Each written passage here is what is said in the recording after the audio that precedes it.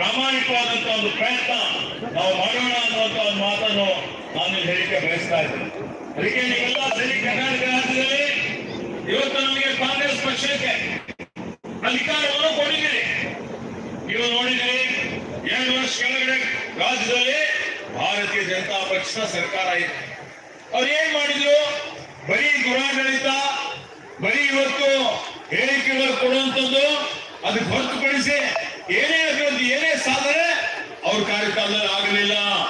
ನಮ್ಮ ಸರ್ಕಾರ ಬಂದ ಮೇಲೆ ನಾವು ಹೇಳಿದ್ದೇವೆ, ಬಡವರಿಗಾಗಿ ಮಹಿಳೆಯರಿಗಾಗಿ ಏನೇನು ಭರವಸೆ ಕೊಟ್ಟಿದ್ದೇವೆ, 5 ಗ್ಯಾರಂಟಿಗಳನ್ನು ನಾವು ಅನುಷ್ಠಾನಕ್ಕೆ ತಂದಿದ್ದೇವೆ.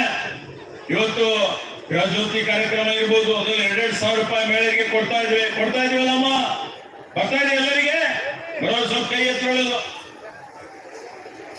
ಅದು ಇವತ್ತು ಕೇಂದ್ರದ ಬಿಜೆಪಿ ಸರ್ಕಾರ ಎಲ್ಲಾ ಬೆಲೆ ಏರಿಕೆ ಮಾಡಬೇಕು ಅಂತೇಳಿ ಹೊರಟಿದಂತ ಸಂದರ್ಭದಲ್ಲಿ ಪೆಟ್ರೋಲ್ ಡೀಸೆಲ್ ಎಲ್ಲಾ ಬೆಲೆ ಏರಿಕೆ ಆಯ್ತು.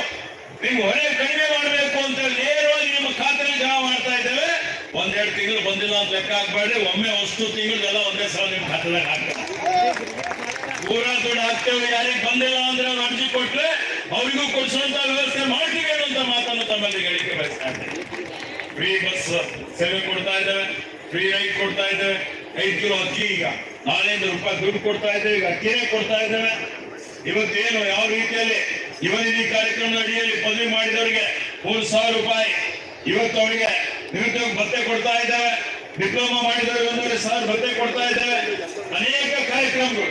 ಇವತ್ತು ಉಸ್ತುವಾರಿ ಸಚಿವನಾಗಿ ನೀರಾವರಿ ಯೋಜನೆ ಪೂರ್ತಿ ಮಾಡುವಂಥದ್ದು, ಬಡವರಿಗೆ ಮನೆ ಕೊಡುವಂಥದ್ದು, ಈ ರೀತಿಯಲ್ಲಿ ಅನೇಕ ರಸ್ತೆ ಅಭಿವೃದ್ಧಿ, ಚರಂಡಿ ಅಭಿವೃದ್ಧಿ, ಕಲ್ಯಾಣ ಕರ್ನಾಟಕ ಅಭಿವೃದ್ಧಿಗೆ 5,000 ಕೋಟಿ ಕೊಡ್ತಾ ಅಂತ ಹೇಳಿದ್ದೇವೆ.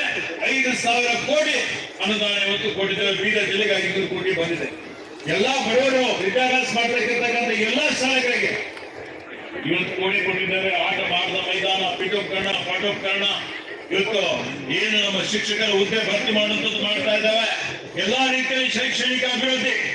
ಇವತ್ತೇನು ಸಮಾಜ ಕಲ್ಯಾಣ ಇಲಾಖೆ ವತಿಯಿಂದ ಯಾವ್ಯಾವ ವಸತಿ ಶಾಲೆ, ಮೊರಾರ್ಜಿ ದೇಸಾಯಿ ವಸತಿ ಶಾಲೆ, ಅಂಬೇಡ್ಕರ್ ವಸತಿ ಶಾಲೆ, ಇವತ್ತೇನು ಅಬ್ದುಲ್ ಕಲಾಂ ಆಜಾದ್ ವಸತಿ ಶಾಲೆ, ದೇವರಾಜ ಅರಸ್ ವಸತಿ ಶಾಲೆ, ಇವತ್ತೇನು